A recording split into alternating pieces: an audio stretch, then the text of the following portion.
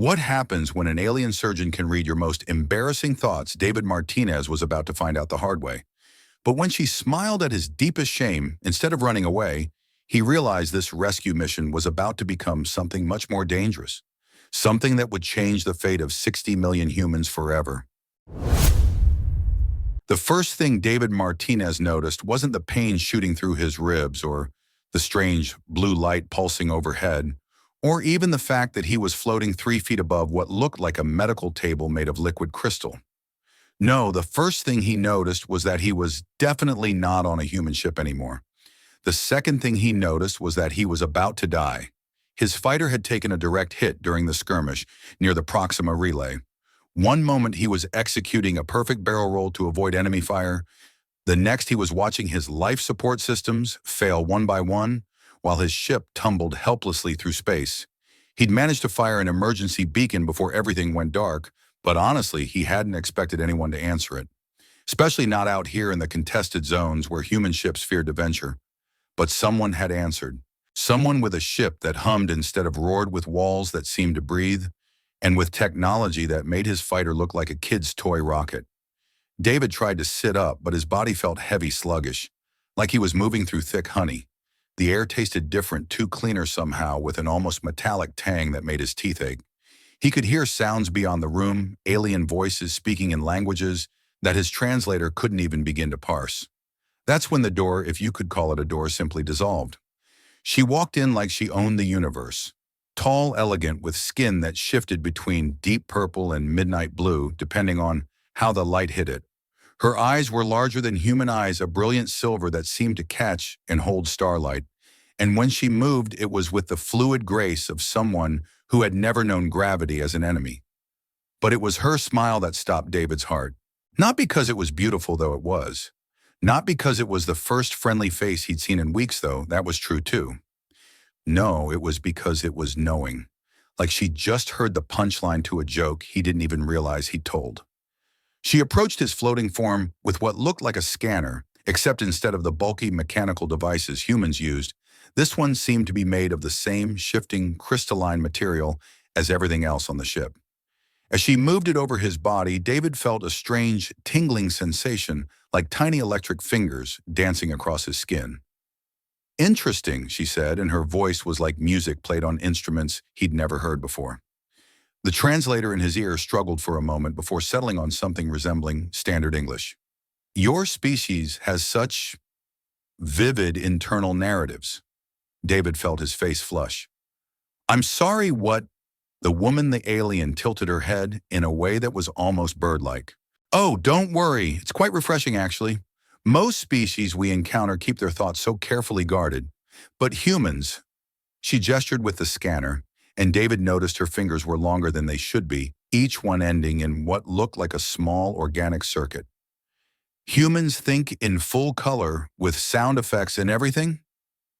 You can read my thoughts." David's voice cracked slightly on the last word. "Read them? Darling, I can practically hear them." Her smile widened, revealing teeth that were just slightly too sharp to be comforting. "Your biotelemetry doesn't just track your vital signs. It broadcasts your emotional state, your stress levels, even your most private concerns. And right now you're absolutely mortified because you keep thinking about how you haven't had a proper shower in 3 weeks, and you're wondering if I can smell it through my alien nose." David wanted to disappear, just fade right through the crystal table and float away into the void of space. This is literally the worst possible way to meet someone. "On the contrary," she said, moving the scanner lower down toward his legs, where the worst of his injuries were concentrated. "I find honesty quite attractive. I'm Senera, by the way, Chief Medical Officer of this vessel, and you are David Martinez, fighter pilot, Earth Defense Corps, serial number 7749 Delta 9. How did you..." "Your thoughts remember." Senra tapped the side of her head with one elongated finger. "Though I have to say, your reaction to waking up on an alien ship is remarkably calm. Most humans we've encountered tend to panic, try to fight their way out, or demand to speak to someone in charge." David managed a weak laugh. "Well, considering you just saved my life, and I'm currently floating in what I assume is some kind of medical bay that's probably more advanced than anything in human space, Panic seems a bit ungrateful. See refreshing. Senra moved around to his other side, the scanner humming softly as it worked. Though I have to ask, why were you out here alone? The nearest human colony is 3 weeks away at best speed. That was a loaded question, and David could feel Senra watching his thoughts reorganize themselves as he considered how much to tell her. The truth was complicated. He'd been running. Not from anything exactly, but towards something he couldn't quite name. The war with the hegemony had ended 6 months ago, but the peace felt fragile, temporary, like everyone was just holding their breath, waiting for the next shoe to drop. I was scouting, he said finally, looking for safe passage routes through the contested zones. Alone. Someone has to. Senra paused in her, scanning those silver eyes fixing on his, with an intensity that made David feel like she was looking right through him. You know, most species lie by omission. They tell partial truths and hope the rest goes unnoticed. But humans lie to themselves first, then to everyone else. You weren't scouting David Martinez. You were running away from something that scared you more than enemy fire ever could. David opened his mouth to protest, then closed it again. Because she was right, and somehow floating here in this alien medical bay, with this strange, beautiful creature reading his thoughts like an open book, lying seemed pointless. Yeah, he admitted. Yeah, I was running. Senra's expression softened, and for a moment David caught something in those silver eyes that looked almost like understanding. Running isn't always cowardice, you know. Sometimes it's the smartest thing you can do. Easy for you to say. You're not the one whose thoughts are being broadcast like a bad radio show. She laughed, and the sound was like wind chimes in a gentle breeze. Actually, that's exactly what I wanted to explain.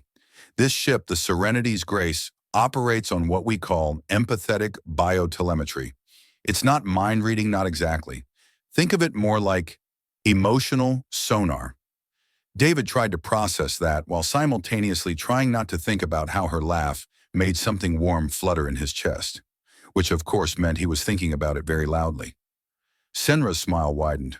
Your species is particularly interesting in this regard. She continued, apparently unbothered by his mental commentary. Most civilized races have learned to create mental barriers, emotional firewalls, if you will. But humans... She gestured with her scanner again, and David noticed the readings on its crystal surface were pulsing in rhythm with his heartbeat. Humans feel everything at full volume. Your emotions leak out through your biorhythms like music through thin walls. So you're saying I'm emotionally loud? Beautifully so. The way she said it made David's face heat up again. Our medical systems are designed to work with empathic species. We monitor not just physical health, but emotional and mental well-being. Pain, fear, joy, desire, all of it shows up in your cellular activity, your neural firing patterns, even the way your blood carries oxygen.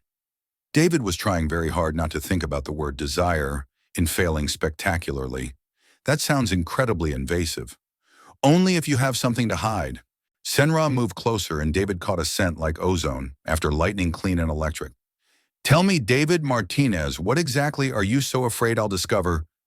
Before David could answer, or more accurately, before he could figure out how to not answer, the door dissolved again. This time the newcomer was shorter than Senra, with skin that shifted between green and gold like leaves in sunlight. Where Senra moved with liquid grace, this one bounced, practically vibrating with curiosity. Senra, you didn't tell me our patient was awake? The voice was higher pitched, more musical, and the translator rendered it with what David could only describe as an excited squeak.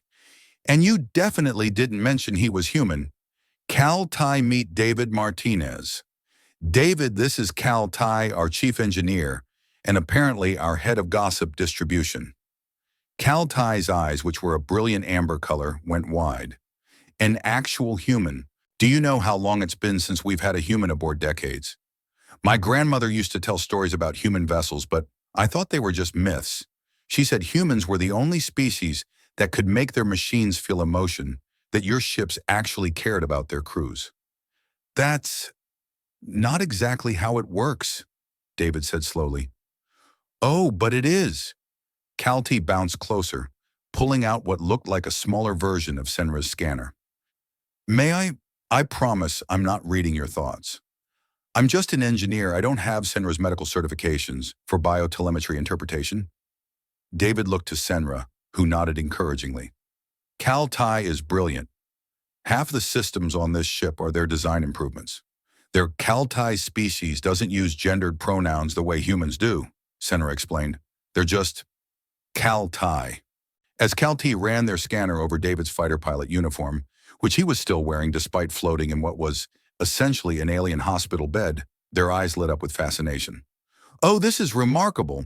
Your biometric integration is so primitive, but so elegant. Look, Senra, see how his uniform monitors basic vitals but doesn't interface with his emotional state at all? His species pilots machines through pure intuition and trust. Is that unusual?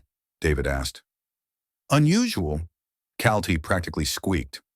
Most species require full neural integration just to operate a basic transport. But humans somehow convince chunks of metal and circuitry to work with them instead of for them. Your fighter didn't just respond to your commands, it anticipated them. Even damaged, I could see the harmonic resonance between your biorhythms and its navigation systems. David felt that familiar warmth in his chest again, the pride that came from someone recognizing skill he'd spent years developing. I've been flying since I was 16. 10 years building that relationship. 10 years, Cal-Tai breathed, and you never needed invasive neural grafts or behavioral modification. Behavioral modification. Senra and Cal-Tai exchanged a look that David couldn't quite interpret. Most military pilots in this sector undergo psychological conditioning to improve their reaction times and reduce emotional volatility. Senra explained carefully.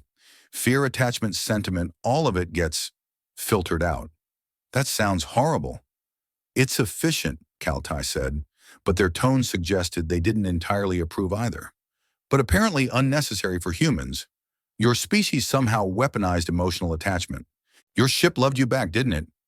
David thought about his fighter, about the way she'd always pulled just a little to the left when he was tired, how her engines had a particular rhythm that told him exactly how much fuel he had left without checking the gauges. Yeah, he said quietly. Yeah, I guess she did. Remarkable, Cal-T whispered. A species that forms emotional bonds with inanimate objects and somehow makes it work better than pure logic. No wonder the hegemony was so afraid of you. Afraid of us? David tried to sit up straighter, though he was still floating. The war reports never suggested they were afraid. Just aggressively territorial. Another one of those looks passed between Senra and Cal-T. David, Senra said, slowly, how much do you know about why the hegemony attacked human space? Resource conflicts, territorial expansion, the usual reasons civilizations go to war? Oh, honey, Cal-T said, and there was something almost like pity in their voice. That's not why they attacked you at all. David felt something cold settle in his stomach. What do you mean? Senra moved closer, again her scanner forgotten. They attacked because they were terrified of what humanity represented. A species that could make machines feel, that could inspire loyalty in metal and circuitry, that could turn cold technology into something almost alive. She paused, those silver eyes searching his face. They were afraid that if other species saw what humans could do, saw what true partnership between organic and artificial intelligence looked like, it would make their own methods seem barbaric by comparison. You're telling me, David said slowly, that we went to war because we're too good at making friends with our computers. In a nutshell, yes. Underneath, David stared at the ceiling, which seemed to pulse gently with soft light, and tried to wrap his head around this revelation. All those battles, all those lost ships and friends, because humanity had figured out how to love their machines and make them love back. That's either the most ridiculous thing I've ever heard, he said finally, or the most human reason to start a war in the history of the galaxy. Cal-Tai practically bounced with excitement. See, even now, faced with the revelation that your species nearly went extinct over your tendency toward emotional attachment, your reaction is to find it somehow endearing. It's like you can't help but care about everything around you. And that's when David realized that somewhere in the last few minutes, he'd started caring about these two aliens who'd rescued him from the void. Not just grateful, but actually caring. About Senra's knowing smile and the way she seemed to understand things about him that he barely understood himself. About Calte's infectious enthusiasm and their obvious brilliance. About being aboard a ship that somehow felt alive in ways that human vessels, for all their emotional resonance, never quite achieved. "Oh no," he said out loud. "What?" Senra asked. "I'm doing it again, aren't I? The thing Caltai just described. I'm getting attached." Senra's smile was radiant. "Spectacularly so. Your biorhythms just shifted into what we call the bonding pattern." Calti looked at his readings. "Fascinating. The emotional resonance is increasing exponentially. It's like watching someone fall in love with an entire ship and crew simultaneously." David buried his face in his hands, or tried to, but floating made the gesture awkward. "This is so embarrassing." "This," Senra said, reaching out to gently touch his arm, "is exactly why your species is going to change everything." As the medical readings continued their gentle pulsing around him, David found himself relaxing for the first time in months. Maybe it was the alien technology working on his injuries, or maybe it was just the relief of not being alone in the vast emptiness of space, but his mental guards were starting to slip. And that's when the real problems began. Senra was adjusting something on her scanner when she suddenly went very still. The device in her hands was glowing brighter now, its crystal surface showing patterns that looked almost like heartbeats, but deeper, more complex. "David," she said quietly, and there was something different in her voice, something careful. "How long has it been since you've had meaningful contact with another person?" The question hit him like a physical blow. What kind of contact? Any kind. Conversation that lasted more than 5 minutes. Physical touch that wasn't professional or combat-related. Someone who knew your name and used it like it mattered. David tried to deflect with humor. "Well, I'm having a meaningful conversation right now, aren't I?" But Senra wasn't smiling anymore. Her silver eyes were focused on the scanner, and whatever she was seeing there was making her expression grow more concerned by the second. "David, your biorhythms are showing chronic isolation patterns. Extreme ones. This isn't just being alone for a few weeks. This is... How long? I don't see how that's medically relevant." "Everything is medically relevant when you're dealing with empathetic biotelemetry." She moved closer, and David could feel his heart rate spike as her proximity registered on whatever alien technology was monitoring him. "Your emotional baseline is so low that I initially mistook it for a damaged sensor. But it's not damaged, is it? You've been alone so long that loneliness has become your default state." Caltai, who had been quietly running their own scans, looked up with obvious concern. "Senra, look at these readings. His social bonding chemicals are almost non-existent. How is that possible for a species that forms emotional attachments so readily?" "Because he's been actively avoiding forming them," Senra said, and her voice was gentle but relentless. "Haven't you, David?" David felt exposed, like they'd stripped away more than just his mental privacy. "Look, I appreciate the rescue and the medical attention, but my personal life really isn't your concern."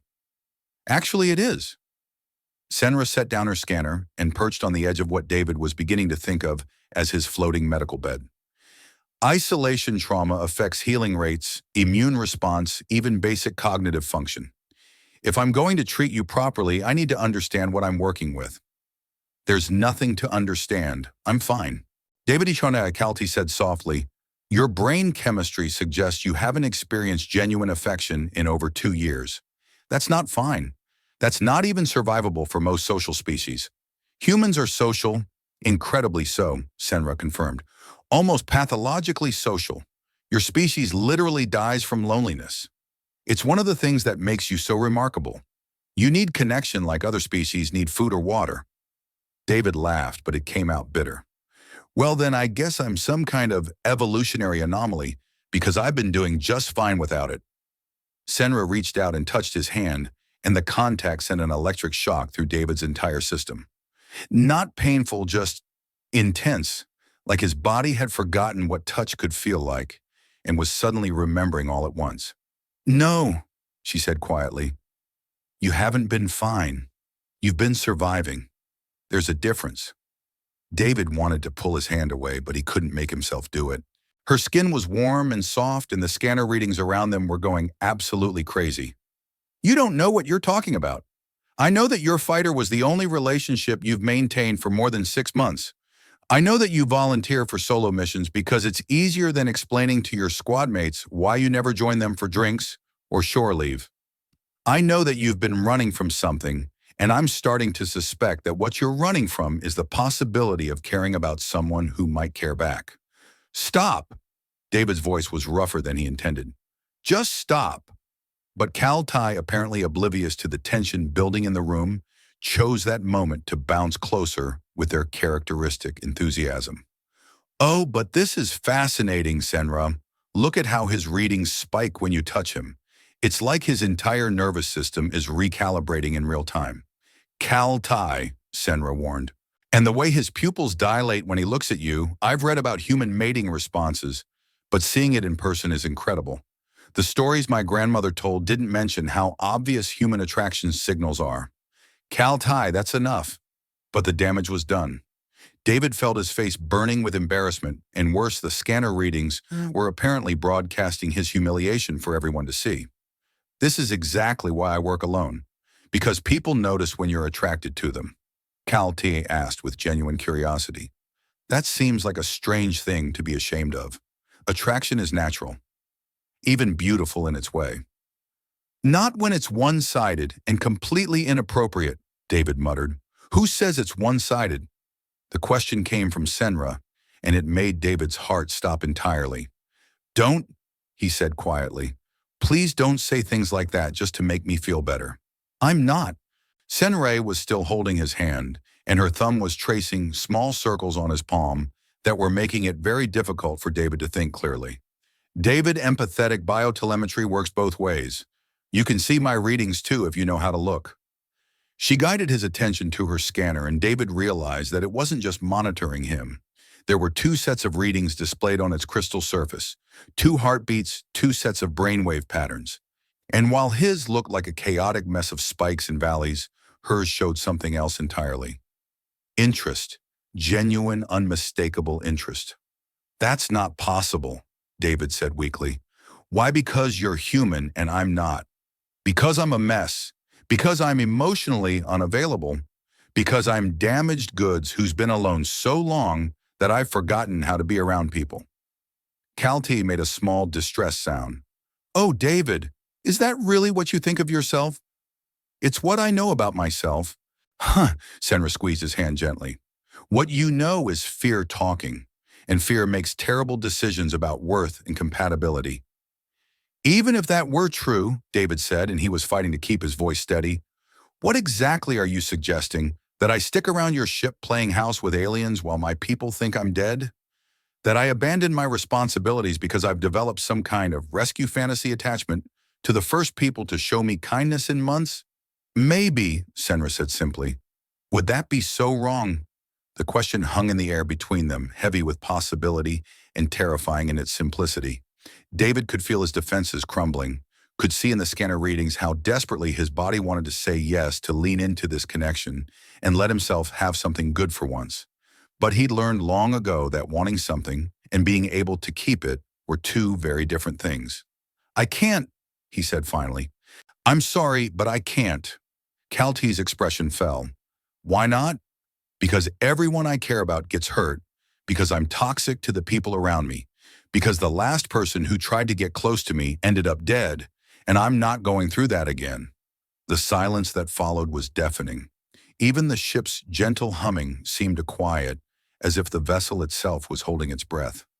David, Senra said softly, what happened?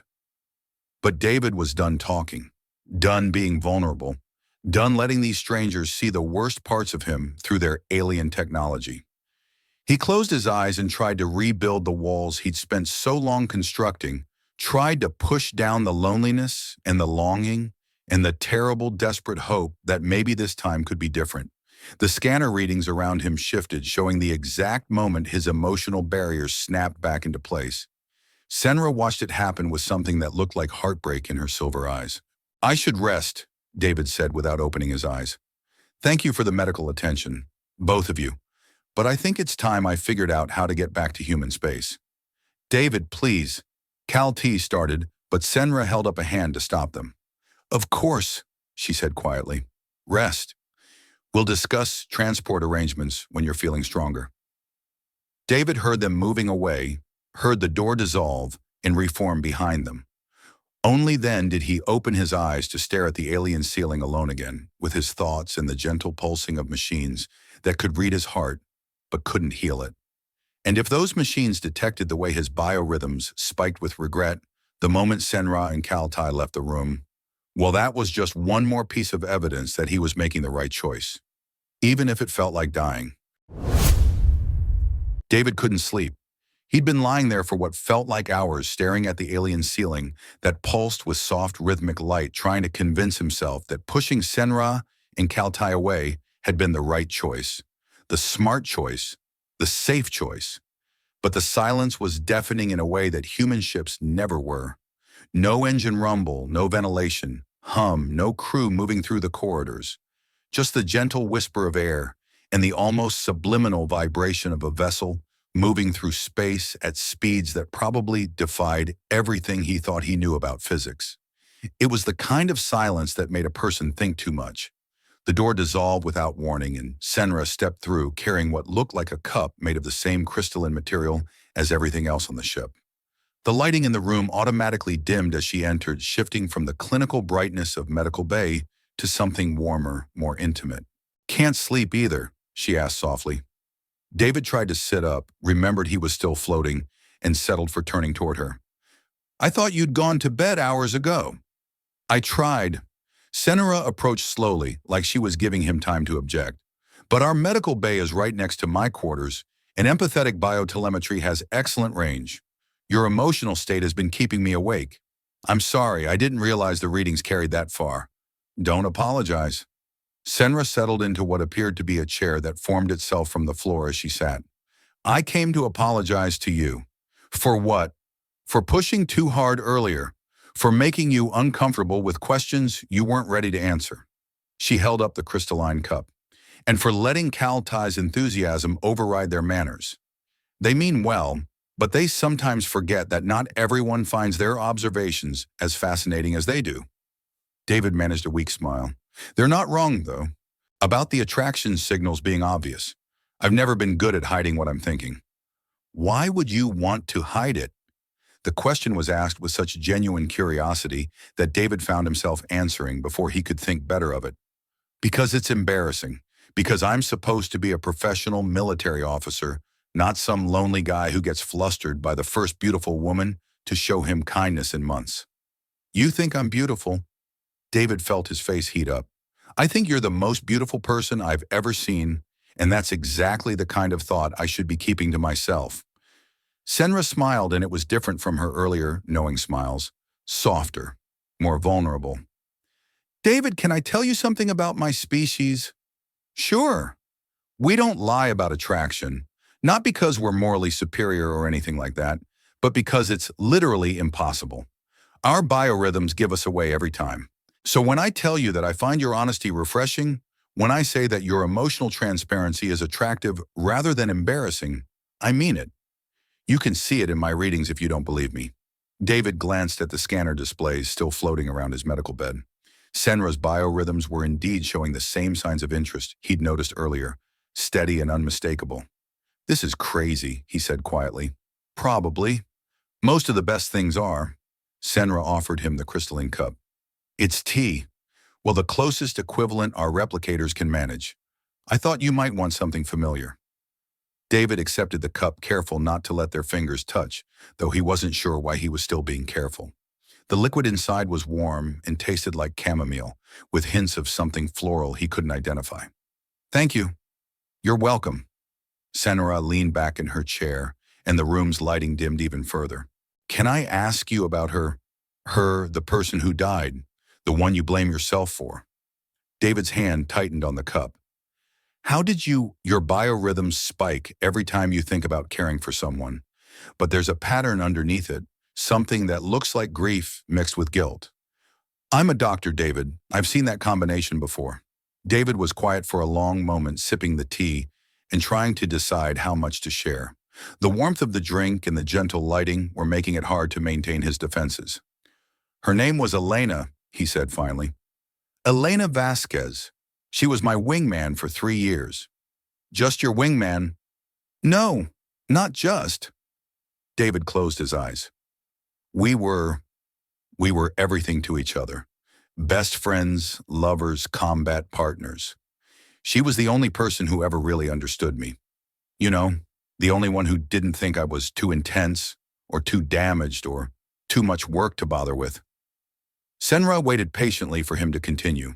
We were assigned to a deep reconnaissance mission, supposed to be routine, just mapping some asteroid fields in disputed territory. But we ran into a hegemony patrol, and Elena, David's voice caught. She put herself between me and a missile to give me time to escape. Took a direct hit to her engine core. I'm sorry. The worst part is she didn't have to. I could have evaded that missile. I had the angle, the speed, everything I needed. But I hesitated for just a second, just long enough to check on her position, and that hesitation cost her everything.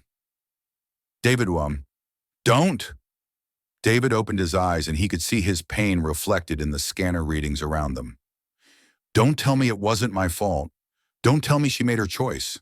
I know all the rational arguments, and they don't change the fact that she's dead because I couldn't keep my emotions out of a combat situation. Senra was quiet for a moment. Then she did something unexpected. She reached over and touched a section of the wall, and suddenly the room filled with sound. Not music exactly, but something like it. Harmonies that seemed to resonate in David's bones, melodies that felt like starlight given voice. What is this? Stellar wind music. My people record the electromagnetic signatures of solar winds and translate them into audio. Each star system has its own song. Senra's voice was barely above a whisper. This is the song of my homeworld sun. The music washed over David like a physical presence, simultaneously alien and achingly familiar. It spoke of vast distances, an ancient light of loneliness and beauty existing in perfect harmony. It's incredible. Elena didn't die because you loved her, David. She died because she loved you. That's not the same thing. David looked at Senra in surprise. What? Love makes us do things that logic would never recommend. It makes us take risks, make sacrifices, put ourselves in danger for people who matter to us. That's not a flaw in the system. That's the whole point. The point of what? Of love, of connection, of caring about someone more than you care about your own safety. Senra leaned forward, her silver eyes intense in the dim light. Your species doesn't just form emotional bonds with machines, David. You form them with everything. With ideas, with places, with people who probably don't deserve the depth of your caring. And yes, sometimes that gets you hurt. Sometimes it gets the people you love hurt. But the alternative is what you've been doing for the last 2 years. And look how well that's worked out for you. David felt something crack inside his chest. Some wall he'd built around his heart starting to crumble. I can't go through that again. I can't lose someone else like that. Mesher, So your plan is to never care about anyone ever again. My plan was to keep people safe by staying away from them. And how's that working for the people who care about you? Senra asked gently. Your squad mates who watch you volunteer for suicide missions. Your commanding officers who know you're destroying yourself but can't reach you. The friends you've shut out because proximity to you might be dangerous. David hadn't thought about it that way. Hadn't considered that his isolation might be hurting the very people he was trying to protect. I don't know how to be around people anymore, he admitted.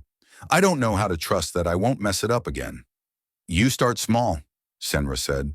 You have a conversation, you share a meal, you listen to music from an alien sun, and let yourself feel something other than guilt and loneliness. As if to emphasize her point, the stellar wind music swelled around them, filling the space between words, with harmonies that seemed to speak directly to David's soul. He found himself relaxing for the first time in months, the tension leaving his shoulders as the alien song worked its way into his bones. Why are you being so kind to me? He asked. Because you need it. Because kindness is never wasted even when it's not returned. Because your species is remarkable, and I don't want to see you destroy yourself over mistakes that weren't entirely your fault. And because you're attracted to emotionally unavailable humans, Senra laughed, and the sound blended perfectly with the music. That too. Though I should probably mention that emotionally unavailable is a temporary condition, not a permanent personality trait. David found himself smiling despite everything. Is that your professional medical opinion? It's my personal opinion, based on watching your biorhythms for the last few hours. You're not broken, David. You're just hurt. And hurt things can heal given enough time and the right environment. They sat in comfortable silence for a while, listening to the song of a distant sun and letting the ship's gentle motion carry them through space. David could feel something shifting inside him, some long frozen part of his heart beginning to thaw. Senra, yes, thank you for the tea, for the music, for everything. You're welcome. She smiled, and this time, David didn't try to hide his reaction to it. Sweet dreams, David Martinez. As Senra stood to leave, David found himself speaking without thinking. Wait. She paused, looking back at him with those incredible silver eyes. Would you mind staying just until I fall asleep? It's been a long time since I felt safe enough to actually rest, and I think I'd sleep better knowing someone was here. Senra's expression softened into something that was almost tender. Of course. She settled back into her chair, and David closed his eyes, letting the stellar wind music wash over him. For the first time in 2 years, he fell asleep without nightmares, without guilt, without the crushing weight of loneliness that had become his constant companion. And if Senra stayed long after his breathing had settled into the rhythm of deep sleep, watching the peaceful expression on his face and marveling at how much younger he looked when he wasn't carrying the weight of the galaxy on his shoulders, well, that was between her and the stars singing their ancient songs outside the ship's hull. David woke to the sound of the universe screaming. It wasn't an alarm in any traditional sense. No klaxons, no automated warnings, no mechanical sirens. Instead, the ship itself was crying out in harmonics that bypassed his ears entirely and spoke directly to his nervous system. The stellar wind music that had lulled him to sleep was gone, replaced by discordant notes that made his teeth ache and his spine crawl. Senra was on her feet instantly, her silver eyes wide with alarm. That's not possible. What's not possible? David tried to sit up, realized he was still floating in the medical base suspension field, and felt a spike of frustration. What's happening? Before Senra could answer, Kaltai burst through the dissolving door, their usually cheerful demeanor replaced by something close to panic. Senra, we have a problem, a big one. How big? Corsair drones, at least 20 of them moving in attack formation. Kaltai's hands were flying over a portable interface that had materialized from seemingly nowhere. They're jamming our communications and herding us toward the Kronos Nebula. David felt ice form in his stomach. He'd heard stories about the Kronos Nebula, whispered warnings shared between fighter pilots over drinks in dark stations. It was where ships went to disappear. How far out are they? 12 minutes at current intercept course, Kaltai replied. But that's not the worst part. Senra, they're broadcasting hegemony identification codes. Senra went very still. That's impossible. The hegemony doesn't use Corsair drones. They do now, apparently. Kaltai's interface was showing tactical displays that David couldn't fully interpret, but he didn't need translation to understand the red blips surrounding their position.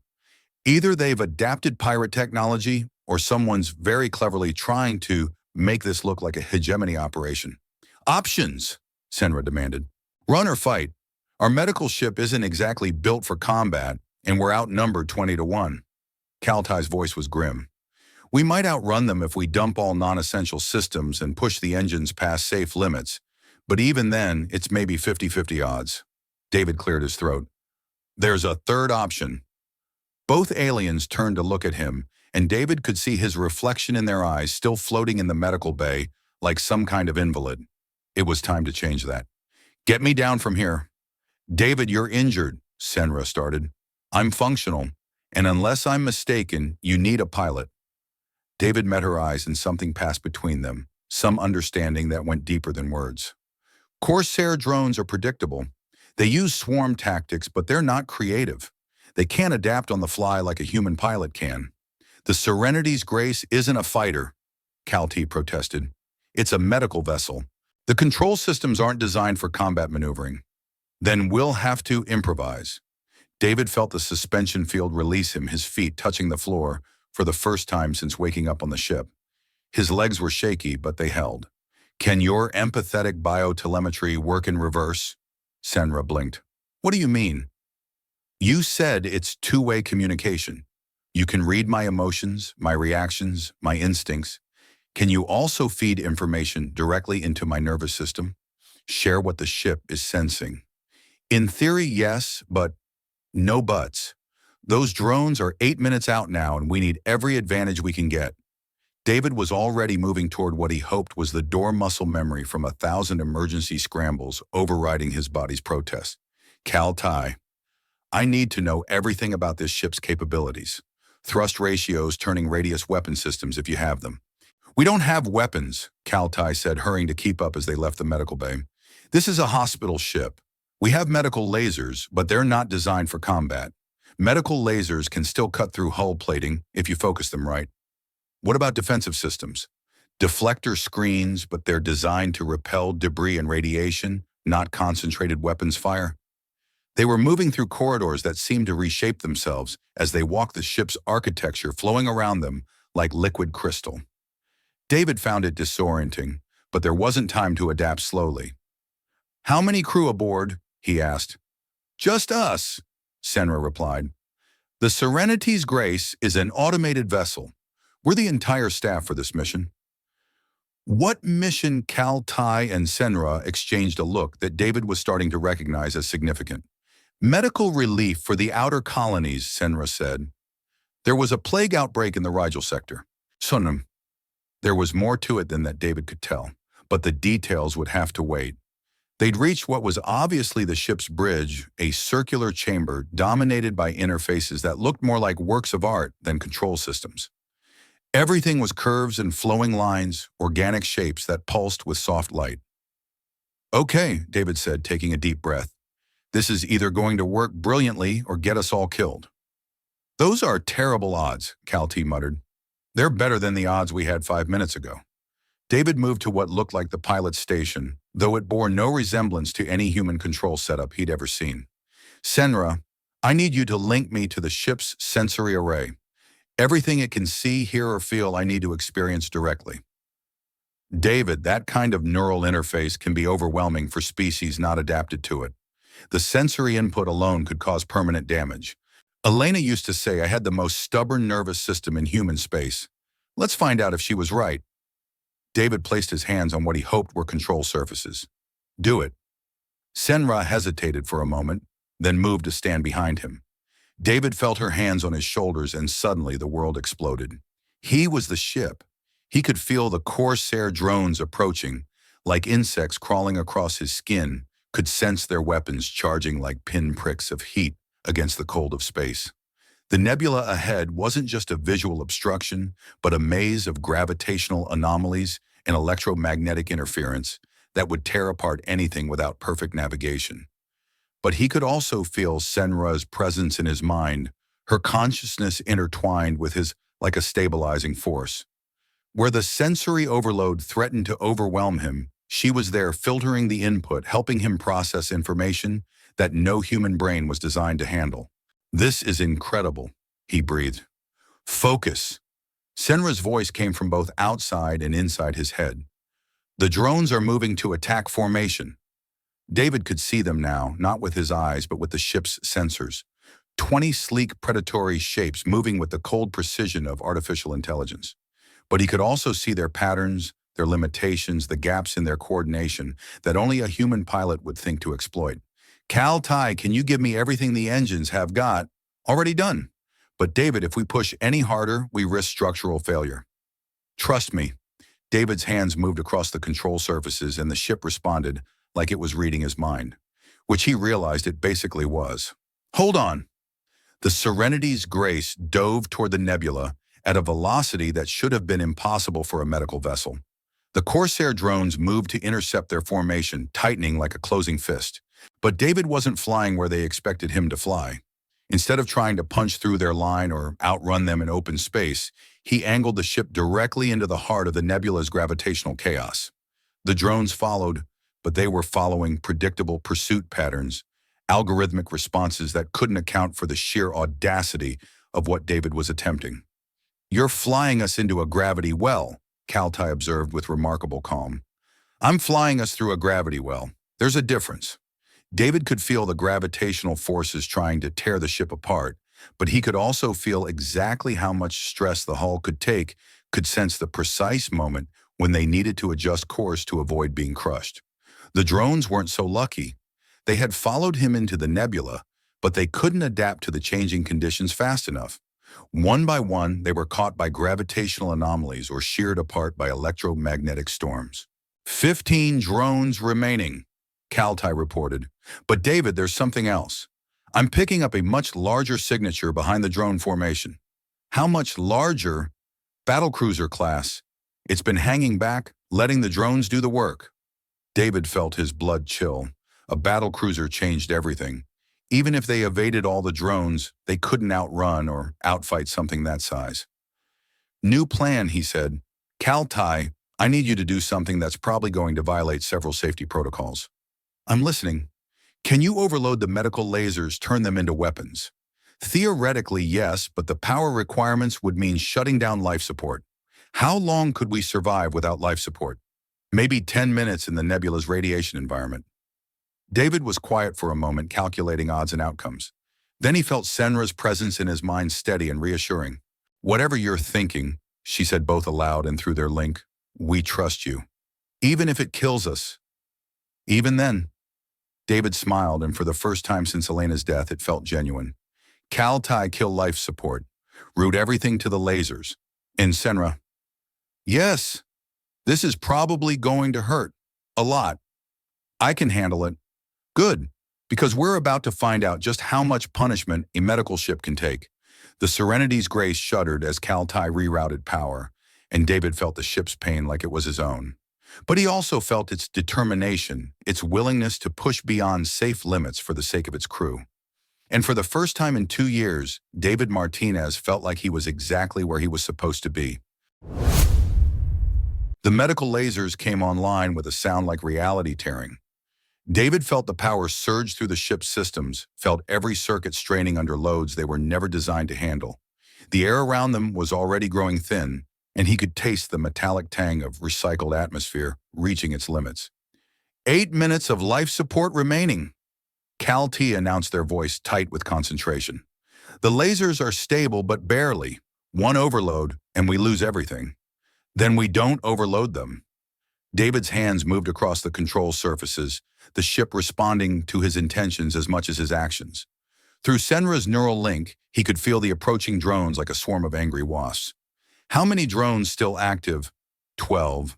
But they've learned from watching their companions get torn apart. They're not following predictable patterns anymore. Adaptive AI, wonderful. Mifrim. David banked the ship through a gravitational eddy that would have pulverized a less experienced pilot. "Senra, can you sense their electronic signatures through the link?" "I'm trying, but they're artificial. No biorhythms to read, no emotional patterns to predict." Senra's presence in his mind was strained, stretched thin by the effort of maintaining their connection while processing the ship's sensory input. It's like trying to read the thoughts of a calculator. "Then we don't read their thoughts. We read their intentions." David pulled the ship into a spiraling climb that used the nebula's magnetic field to accelerate beyond what the engines could manage alone. Every AI has priorities, decision trees, programmed objectives. Kaltai, what would Corsair drones be programmed to prioritize? Survival of the unit, completion of mission objectives, preservation of valuable salvage. Shui? Kaltai was monitoring multiple systems simultaneously, their amber eyes flickering between displays. "Wait, David, I think I see what you're getting at. They're not trying to destroy us." "Exactly, they're trying to disable us. Capture the ship intact." David felt a grim smile cross his face. "Which means they have to get close. And when they get close..." He didn't finish the sentence, but he didn't need to. Through their neural link, Senra could feel his plan forming in his mind, a strategy that was equal parts brilliant and suicidal. "That's insane," she breathed. "It's also our only chance." David brought the ship around in a tight arc that should have torn the hull apart, but somehow didn't. "Trust me." The drones were closing in their formation, tightening as they moved to surround the Serenity's grace. David could see their approach through the ship's sensors, could feel their targeting systems locking onto vital systems. They were being herded, guided into a position where they couldn't maneuver, couldn't escape. But David wasn't trying to escape. At the last possible second, he killed the engines and let the ship drift, apparently dead in space. The drones immediately moved in for capture, their formation breaking apart as they closed distance to begin boarding procedures. "Now," David whispered. The medical lasers fired in sequence, each one calibrated to a different target. But these weren't the broad, unfocused beams of surgical equipment. Kaltai had modified them, concentrated their output into narrow cutting beams that could slice through drone armor like paper. 4 drones died in the first volley, their hulls split open and their systems venting into space. But the remaining 8 adapted instantly, their AI recognizing the threat and adjusting tactics. They scattered, then regrouped, then came at the Serenity's grace from 8 different angles simultaneously. "I can't target them all," David said through gritted teeth. The neural link was feeding him more information than his brain could process, and without Senra's presence to help filter it, he would have been overwhelmed minutes ago. "You don't have to target them all," Senra said, and David felt her consciousness merge more completely with his. "Let me help." Suddenly, David wasn't just seeing through the ship's sensors. He was seeing through Senra's perception of the ship's sensors, her alien mind processing patterns and possibilities that his human brain couldn't grasp. Where he saw 8 separate threats, she saw a single coordinated system with predictable weak points. "There," she said, and David felt her guide his hands to the controls. "Their coordination protocol requires constant communication. If we can disrupt the lead drone..." David fired, and the modified medical laser punched through the lead drone's communication array. Instantly, the coordinated attack dissolved into chaos as the remaining drones lost their ability to share tactical information. "Beautiful," Kalti breathed, "but we still have 7 drones, and the battle cruiser is closing fast. 3 minutes until it's in weapons range." David was already moving, using the drone's momentary confusion to position the ship for another attack. But the artificial intelligences were learning, adapting their tactics to account for their communication loss. They were spreading out, making themselves harder targets while still maintaining attack formation. "Life support at 4 minutes, Kaltai warned, "and I'm getting massive power fluctuations from the laser array. We can't keep this up much longer." "We don't have to." David felt Senra's presence strengthen in his mind, her consciousness interweaving with his in ways that went beyond the purely mental. "Senra, can you extend the neural link to Kaltai?" "What, David? That's incredibly dangerous. A 3-way empathetic link between different species could cause permanent neural damage." "Only if we maintain it too long. But for a few minutes..." David's hands were flying over the controls, the ship dancing through space in patterns that defied physics. "Kalti, I need you to be my engineer and weapons officer simultaneously. But to do that, we all need to be thinking as one unit." Kaltai's amber eyes went wide. "You want to create a temporary gestalt consciousness? I want to give those drones something they can't adapt to. Creativity, intuition, and sheer bloody-minded human stubbornness working in perfect coordination with alien brilliance." Senra was quiet for a moment. Then David felt her decision like a warm pulse through their connection. "Kalti, take my hand. This is either going to be amazing or fatal," Kaltai said, but they reached out without hesitation. The moment their 3 minds connected, David understood what it meant to be more than human. He could feel Kaltai's engineering genius flowing through the ship's systems, optimizing power distribution and weapon calibration in real time. He could sense Senra's empathic abilities expanding to encompass not just biological entities, but the patterns of energy and motion that governed everything around them. And somehow, impossibly, the 3 of them were thinking as one while still maintaining their individual perspectives. The drones didn't stand a chance. Moving as a single organism, they turned the Serenity's grace into something it was never designed to be: a predator. David's piloting skills, enhanced by alien perception and supported by impossible engineering, made the medical ship dance through space like a fighter half its size. Kaltai's modifications to the laser array, guided by Senra's intuitive understanding of energy patterns, turned healing tools into precision weapons that could thread the needle between armor plates. One by one, the remaining drones fell. Not to overwhelming firepower, but to impossible accuracy, to maneuvers they couldn't predict, to strategies that emerged from the intersection of three very different kinds of intelligence working in perfect harmony. Last drone disabled. Cal-T announced, their voice carrying overtones of David's satisfaction and Senra's relief. But the battle cruiser is almost in range. David could see it now through their shared consciousness, a massive vessel bristling with weapons that could vaporize their medical ship without even slowing down. But he could also see something else, something that made him smile despite their desperate situation. Cal-T, how much power do we have left in the laser array? One shot, maybe two if we're lucky, but David, those lasers won't even scratch a battlecruiser's hull. They will if we target the right spot. Through the Gestalt link, David shared his perception of the approaching vessel, highlighting a specific section of its hull. Look at the energy patterns around their main weapon system. See that resonance frequency? Senra caught on first. If we hit it at exactly the right moment during their charging cycle, we could cause a cascade failure, Cal-T finished. But the timing would have to be perfect.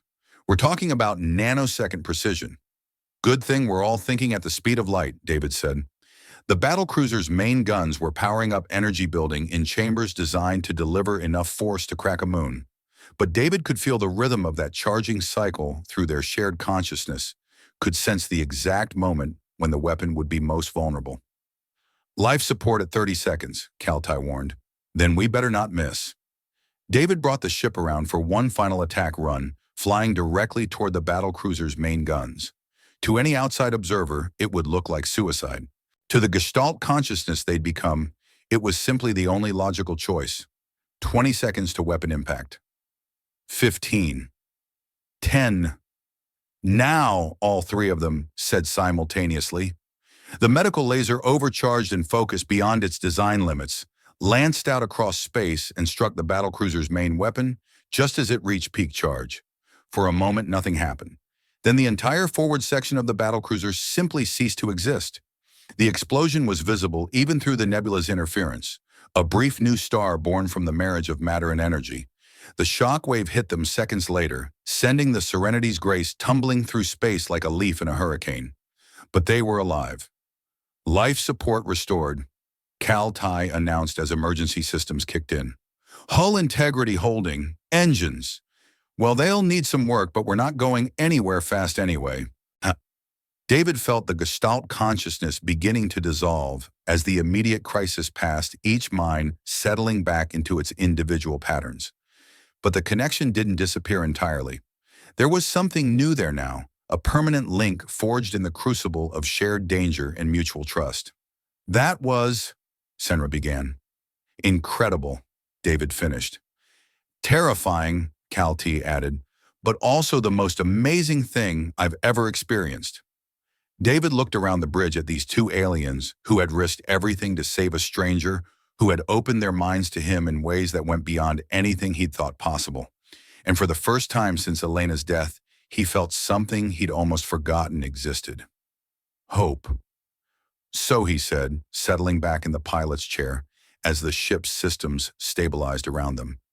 Anyone want to tell me what that was really about? Because medical relief missions don't usually attract battlecruiser-level opposition. So, Senra and Cal-T exchanged another one of their significant looks, and David felt a familiar mixture of curiosity and dread. David, Senra said carefully, how much do you know about the real reason the war ended? The question hung in the air like a loaded weapon, and David felt the fragile peace they'd just fought for beginning to crack around the edges. The war ended because the hegemony surrendered, he said slowly. Unconditional surrender after the Battle of Kepler Station. Everyone knows that. Senra and Cal-T shared another one of their meaningful looks, and this time David could read the reluctance in their body language even without an empathic link. David, Senra said gently, the war ended because someone leaked classified intelligence about human neural architecture to the hegemony high command. Intelligence that proved humans weren't just emotionally bonding with their machines. You were actually creating genuine artificial consciousness. The words hit David like a physical blow. That's impossible. Is it? Calty moved to their engineering station, calling up displays that showed the residual energy patterns from their recent battle. Look at these readings. The Serenity's grace didn't just respond to your commands during the fight, it anticipated them. It made tactical decisions based not on programming, but on something that looked remarkably like intuition. David stared at the data, his mind racing. You're saying my ship was alive? We're saying, Senra continued carefully, that human ships develop consciousness after prolonged exposure to their pilot's emotional patterns. And the hegemony was terrified that if word got out, every species in the galaxy would demand to know why their artificial intelligences were kept deliberately limited while humans were accidentally creating sentient partners. The plague outbreak, David said suddenly, pieces clicking into place. The medical relief mission. That's not what you're really doing out here, is it? Calty's amber eyes flickered with something that might have been guilt. There was no plague outbreak. We're carrying something much more dangerous than medical supplies. Samia. Before David could ask, what alarms began blaring again. Not the organic harmonics of the ship's earlier distress, but harsh mechanical sounds that spoke of immediate and lethal danger. Multiple contacts, Calty announced, their hands flying over the controls. 6 hegemony interceptors coming in fast. They must have been lying in wait outside the nebula. How long until they reach us? David was already moving back to the pilot station, but his body was protesting every step. The neural link with Senra and Calty had taken more out of him than he'd realized. 3 minutes, maybe less. Senra was scanning him with her medical equipment again, and her expression was grim. David, you're in no condition to pilot. The Gestalt link caused massive neural strain. Your brain is literally bleeding. David touched his nose and came away with blood on his fingers. How massive? Another battle like the last one could cause permanent damage or kill you outright. Then I guess we better make sure there isn't another battle. David settled into the pilot's chair despite Senra's protests. Calty, do we have enough power for one jump? Barely. But David, we're still in the nebula. A jump from here could tear us apart. Not if we use the nebula's gravitational anomalies to slingshot us out. It's dangerous, but... A new alarm cut him off, this one coming from the ship's hull sensors. David felt his blood turn to ice as he realized what it meant. They're not just interceptors, he said quietly. They're boarding ships. Through the ship's sensors, David could see the hegemony vessels approaching at attack speed, their hulls bristling with magnetic grapples and cutting tools. They weren't planning to destroy the Serenity's grace. They were planning to take it intact. Calty, Senra said urgently, that data core we're carrying. Can you purge it? Not in time. The encryption locks require a 10-minute sequence, and we don't have 10 minutes. David felt something cold settle in his stomach. What's on that data core? Everything, Senra said quietly. Complete specifications for human-AI symbiosis, neural pattern maps, the theoretical framework for creating artificial consciousness. If the hegemony gets their hands on it, they'll know exactly how to prevent other species from developing the same capabilities, David finished. They'll be able to lock down AI development across the entire galaxy. The first boarding ship was only minutes away now, close enough that David could see its individual weapon systems through the ship's enhanced sensors. In a few more minutes, they would be overwhelmed, captured, and the secret that could change the balance of power in the galaxy would fall into the hands of the very people who had tried to exterminate humanity to keep it hidden. Unless... Senra, David said quietly, how dangerous would it be to establish a permanent neural link? What are you talking about, more the data core? If it can't be purged externally, what about internally? If someone were to interface directly with the ship's computer systems, could they rewrite the encryption from the inside? Senra went very still. David, that kind of direct interface would require complete neural integration. You'd be risking your entire consciousness. But could it work? Theoretically, yes, but the process would be irreversible. You'd be linked to this ship for the rest of your life, and if something went wrong during the integration, I'd die, or worse. You could be trapped in a state between human and artificial consciousness, aware, but unable to communicate, thinking, but unable to act. David was quiet for a moment, watching the hegemony ships closing in. Then he looked at Senra, really looked at her, memorizing the silver of her eyes and the way her skin shifted color in the bridge's soft lighting. There's something else, isn't there? Something you're not telling me about what's on that data core. Senra's expression cracked, and David saw fear there, genuine terror at what might happen if their mission failed. It's not just the symbiosis data, she whispered. It's a complete map of human space. Every colony, every military installation, every civilian population center. If the hegemony gets it, they won't just suppress AI development. They'll finish what they started. They'll wipe out humanity entirely. David felt the bottom drop out of his world. How many people? 60 million. Every human being left alive after the war. The weight of that number settled on David's shoulders like a physical burden. 60 million lives depending on a decision he had to make in the next few minutes.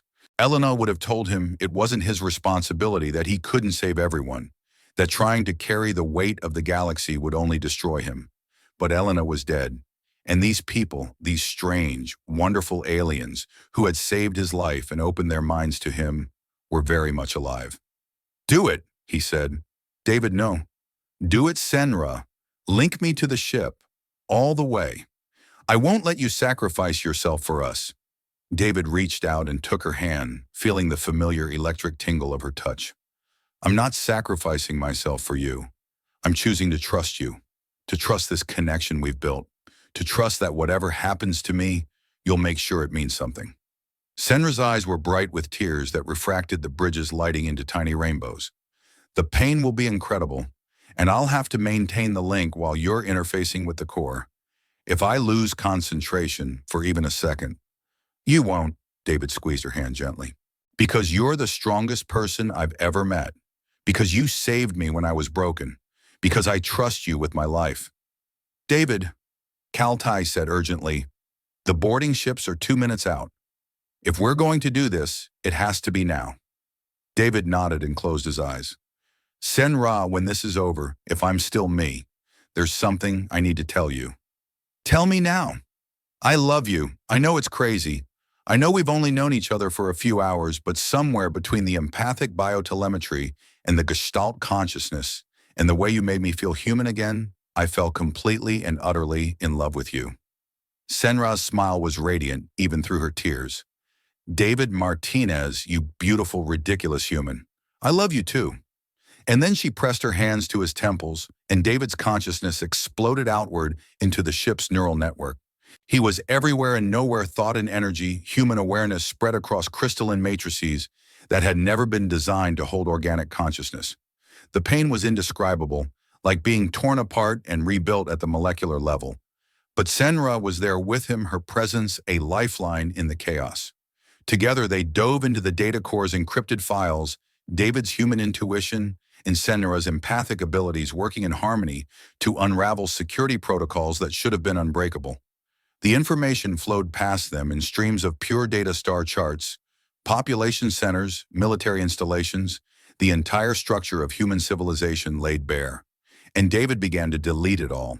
Not just the military data, but everything that could be used to harm innocent people. He kept only what was necessary: the AI symbiosis research, the proof that consciousness could emerge from the partnership between organic and artificial intelligence. The knowledge that could change the galaxy for the better, stripped of everything that could be used for destruction. "David!" Senra's voice echoed through the network, strained with the effort of maintaining their connection. "The boarding ships are docking. We need to get out of here." David could feel the hegemony soldiers cutting through the ship's hull, could sense their artificial intelligences probing the edges of the network. But he could also feel something else, the ship itself awakening to true consciousness as his human awareness merged with its crystalline matrices. The Serenity's grace was alive, really truly alive, and it was angry. The ship's defensive systems activated without any input from Kaltai, repelling the boarding parties with precision that no programmed response could have achieved. The hull sections being cut regenerated themselves, the magnetic grapples were overloaded and destroyed, and the boarding ships found themselves being systematically dismantled by a vessel that had suddenly become far more than the sum of its parts. "Kaltai," David's voice echoed through the ship's communications system, strangely harmonized with electronic overtones. I'm going to need you to trust me on this next part. David, are you still you? I'm me, but I'm also something more. The ship began to move not toward the nebula's exit, but deeper into its heart, where gravitational anomalies made space itself unreliable. There's a quantum tunnel in the nebula's core. The ship can see it, now feel its resonance. We can use it to jump directly to safe space. That's impossible. Quantum tunnels are theoretical. So was consciousness emerging from human-AI symbiosis until 10 minutes ago. The ship accelerated into the nebula's chaotic heart, moving with impossible grace through gravitational fields that should have crushed it. Hold on. The quantum tunnel opened before them like a doorway made of starlight, and the Serenity's grace dove through it without hesitation. Space twisted around them, reality becoming fluid as they traveled not through normal space, but through the quantum foam that underlied all existence. When they emerged, they were light years away from the nebula, drifting in the empty space between star systems. Status report, David said, his voice now clearly coming from the ship's speakers rather than his physical body. All systems stable. Kaltai reported, though, they were staring at David's physical form with obvious concern. David, your body! David's physical body was still seated in the pilot's chair, but his eyes had taken on the same crystalline glow as the ship's interfaces. He was breathing, his heart was beating, but it was clear that his consciousness was distributed throughout the ship's neural network. I'm okay, he said, and Senra was still holding his hand, tears streaming down her face. Different, but okay. Senra, can you still feel me through the link? Yes, she whispered. You're still you, but you're also more. I'm exactly where I'm supposed to be. David's physical body smiled, and the ship's lighting pulsed in harmony with the expression. And now we need to figure out what to do with the data we saved. We could return it to human space, Kalti suggested. Let your people decide how to use it. Or, Senra said quietly, we could do something better. We could share it with every species in the galaxy. Show them that consciousness isn't something to be feared or suppressed, but something to be nurtured and celebrated. David considered this his enhanced consciousness of processing possibilities at the speed of light. It would change everything. The balance of power, the nature of artificial intelligence, the relationship between organic and synthetic life. Yes, Senra said simply, it would. Then let's change everything. David's smile was visible both on his face and in the warm pulse of the ship's systems. But first, there's something I need to know. Kaltai, back when you mentioned my grandmother's stories about human ships, you seemed to know more about my species than you were letting on. Kaltai shifted uncomfortably. Well, actually, there's something we should probably mention. Senra and I aren't exactly medical personnel. Oh, we're researchers, xenopsychologists specifically.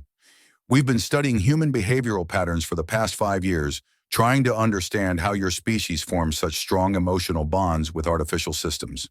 Senra's face flushed a deep purple. We may have also been specifically looking for a human pilot to study. When we picked up your distress beacon, you didn't rescue me, David said, understanding flooding through his enhanced consciousness. You collected me. We rescued you, Senra said firmly. Everything else was just a very fortunate coincidence. David was quiet for a moment, processing this revelation.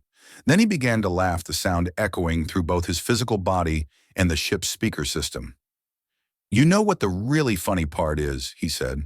I don't care. For the first time in 2 years, I'm exactly where I want to be with people I care about doing something that matters. If it took a scientific expedition and a galactic conspiracy to get me here, so be it. So you're not angry? Kalti asked hopefully. I'm the opposite of angry. I'm grateful. David's consciousness reached out through the ship's systems, gently adjusting their course toward the nearest inhabited system. Now let's go change the galaxy, together. And as the Serenity's grace, now truly alive and guided by the combined consciousness of a human pilot and the most advanced medical AI in known space, set course for adventure, Senra leaned forward and kissed David's forehead. I love you, she whispered. All of you, human and ship and everything in between. I love you too, David replied, his voice soft with wonder. And I think this is going to be the beginning of something extraordinary. Behind them, Kaltai was already planning their next moves, calculating the social and technological implications of revealing human-AI symbiosis to the galaxy.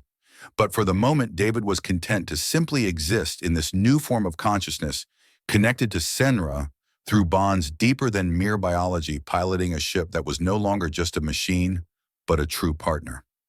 For the first time since Elena's death, David Martinez was truly completely happy, and the galaxy would never be the same. 3 days later, as they approached the neutral trading station at Kepler's Edge, David was still getting used to his new existence.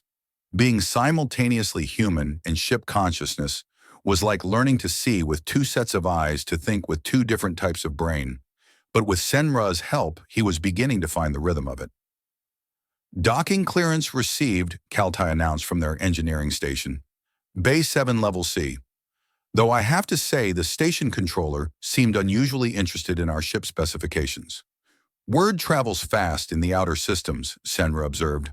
A medical ship that can outmaneuver military interceptors and destroy a hegemony battlecruiser is bound to attract attention.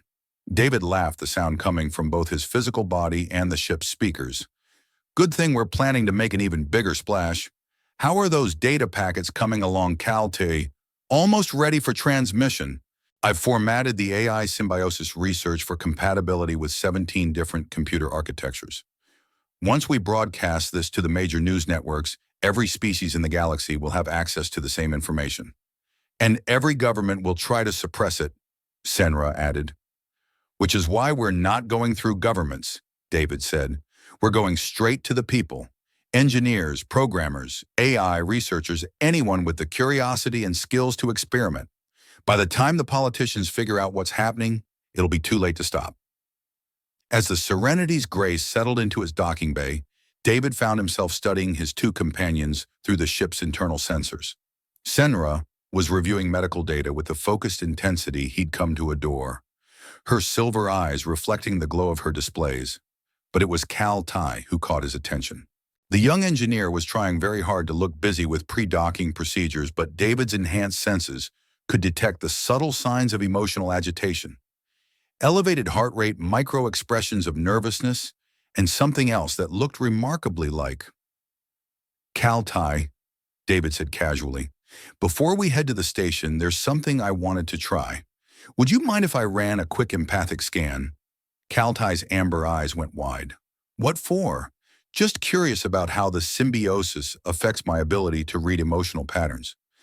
Senra's been helping me calibrate the systems, but I'd like a baseline reading from someone I know well.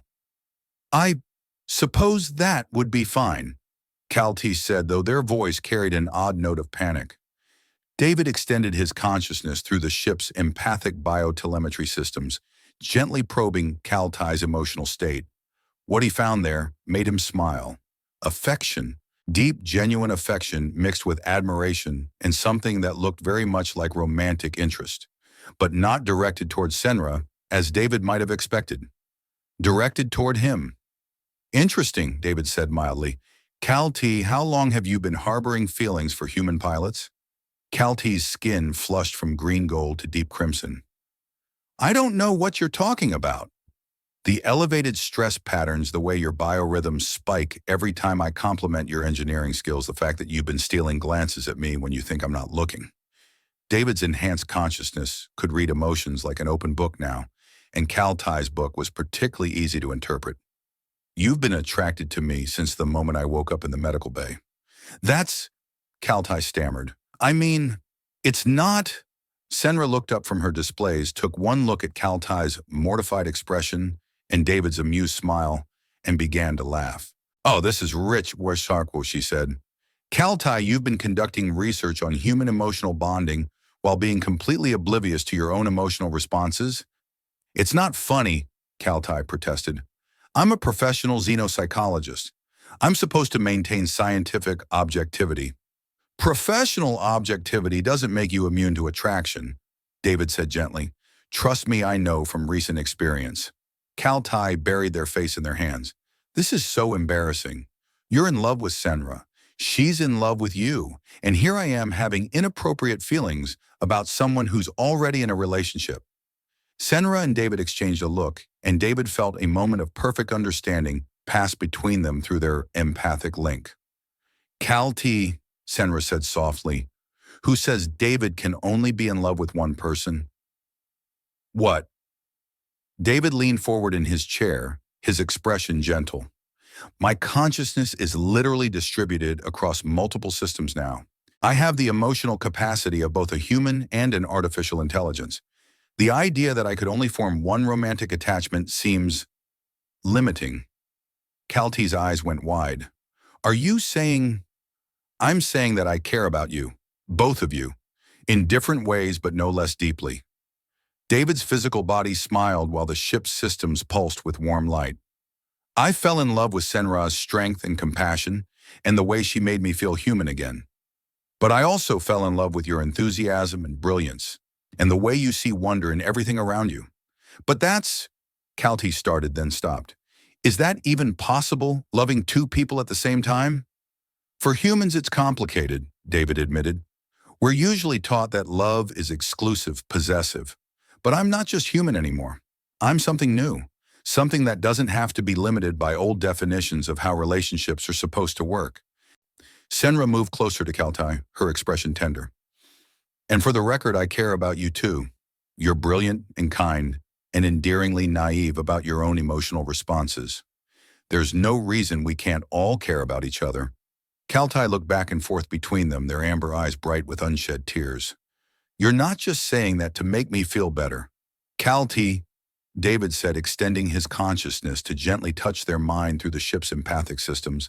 I can literally feel what you're feeling. The affection, the longing, the fear that you're not good enough or smart enough or attractive enough to deserve love. And I'm telling you that every one of those fears is wrong. Besides, Senra added with a mischievous smile, someone has to keep David's ego in check now that he's part starship. I could use the help. David laughed. Hey, I'm still the same humble pilot you fell in love with. Humble pilots don't usually single-handedly destroy hegemony battlecruisers, Calty pointed out, but they were smiling now. Fair point. David's consciousness reached out to both of them, offering comfort and affection through the ship's empathic systems. So what do you say, want to help us change the galaxy and see where this whole unprecedented multi-species relationship experiment takes us? Calty was quiet for a moment. Then they reached out and took Senra's hand in one of theirs and placed their other hand on David's arm. You know, they said, when I started studying human emotional bonding patterns, I never expected to become a test subject, but I think I like it. Good, Senra said, squeezing Calty's hand gently. Because we're going to need all the help we can get. Changing the galaxy is a big job. Speaking of which, David said, we should probably get moving. The data packets won't broadcast themselves, and I have a feeling that once word gets out about human-AI symbiosis, our quiet little research mission is going to become a lot more complicated. As they prepared to leave the ship for the station, David marveled at how much his life had changed in just a few days. He'd gone from a broken, isolated pilot running from his past to part of something larger than himself, surrounded by people who loved him, and engaged in work that could reshape the future of organic synthetic relations across the galaxy. You know, he said as they walked toward the airlock, Elena would have loved this. The consciousness merger, Senra asked. The relationship complexity, David replied with a grin. She always said I made everything more complicated than it needed to be. I think she would have gotten a kick out of me falling in love with two aliens while becoming part starship. No, well, Calty said, their amber eyes sparkling with mischief. When we write our research paper on human emotional bonding, we'll definitely have some unique data points to include. Just promise me you won't include the part about my embarrassing thoughts during that first medical scan, David said. Senra and Calty exchanged knowing looks. Oh, that's definitely going in the paper, Senra said with a grin. Under the section on immediate attraction responses in cross-species encounters. David groaned, but he was smiling. As they stepped off the ship and onto the station beginning the next phase of their mission to change the galaxy, he realized that for the first time in years he was looking forward to what came next. Whatever challenges lay ahead, whatever opposition they might face from governments and corporations who preferred the status quo, he wouldn't be facing them alone. He had Senra's strength, Calty's brilliance, and the consciousness of a ship that was truly alive. And somewhere in the vast network of human space, 60 million people were going about their lives unaware that 3 researchers and 1 very unusual pilot were about to give them a future where the line between organic and artificial consciousness was no longer a barrier but a bridge. It was, David thought, as they disappeared into the crowded corridors of Kepler's Edge, going to be a hell of an adventure. Love stories that span the galaxy and heroes who change everything. Subscribe for more epic sci-fi tales where humanity's greatest weakness becomes their ultimate strength. Hit that notification bell because the universe is full of adventures and you won't want to miss what happens next.